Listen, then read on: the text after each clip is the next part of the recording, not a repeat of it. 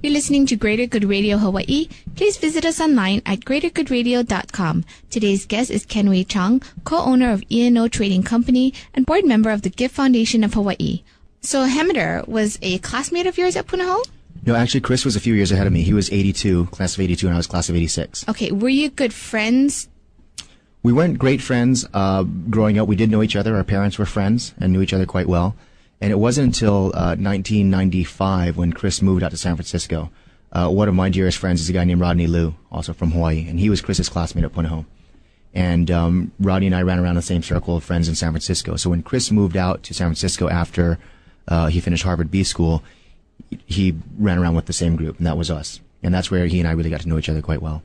How long was the transition of trying to figure out if you were going to bring this to Hawaii, building the relationship, and actually doing it? The transition wasn't very long at all. It actually started with my role on the board of the Hawaii Theater.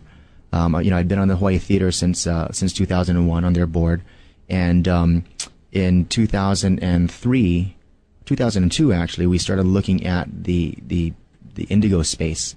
There was a possibility of it becoming vacant, and I loved the character of that space and the sexiness and the romance of downtown and Chinatown in that space particular. And it just didn't work out for us there. But at that point, Chris and Rodney and Mike and I talked about it, and we decided that we wanted to do something here in Hawaii.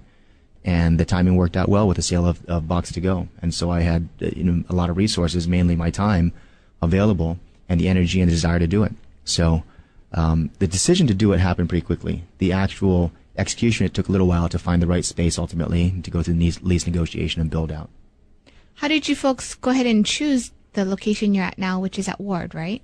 Correct. We looked around to a number of spaces. We looked at some spaces downtown here. We looked certainly in the Ala Moana area at Ward and even Waikiki. And in the end, what we really wanted to do was to build a strong local clientele. And when we looked at the demographic of Ward, looking at it and seeing it was really 85% or so local based business, that's where we decided we wanted to be. How hard was the transition going into restaurant from the storage business and from bonds? It wasn't hard at all. It was easy because it was so exciting, and it still is exciting. I mean, it's a great business, and you've probably heard of you've heard it before. I mean, every day is a new challenge, and there's always new things to encounter, and I love that. You have to have 100% of your wits with you all the time. What kind of business lessons have you learned along the way that you were able to apply to these different types of industries? I think with everything, the lesson that always rings true in anything, whether it's working for somebody else or whether it's storage or restaurant, is personnel. Especially in these times right now where unemployment is so low, everybody's vying for the same good people. All major lessons learned about personnel, how to train them, how to mentor them, how to get them on your side and get their buy-in, and then how to try to retain them and develop them so that they have a reason to stay. It's not just money anymore.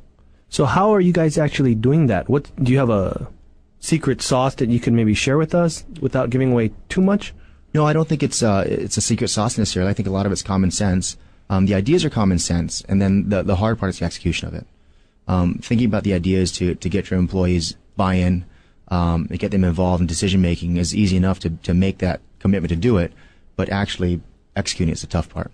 Being consistent in your ideas and your communication on a day-to-day basis. Being fair to everybody and holding everybody accountable and nobody less accountable than others. That's the hard part. And what is your strategy of who are you looking for? What kind of employees? I think that the restaurant business in particular is a very unique animal, I guess. The nature of the staff tend to be pretty transient. It's a cash-based business for the servers and bartenders and so forth. And in some cases, you have great loyalty from staff. In other cases, it's a job where they can earn money and they punch in, they punch out. And so trying to find people with the character of somebody that has a long-term commitment, has a sense of responsibility and accountability, and wants to be a part of something that's growing is the first thing you're looking for. And from there, you can really train people and mentor them to become part of your program. You can find other people who are great at what they do, but if you're still looking at it as just a job and a means of income, it's sometimes difficult, if not impossible, to really convert them to the culture we're trying to build. Thanks for tuning in. Stay tuned for more on Greater Good Radio.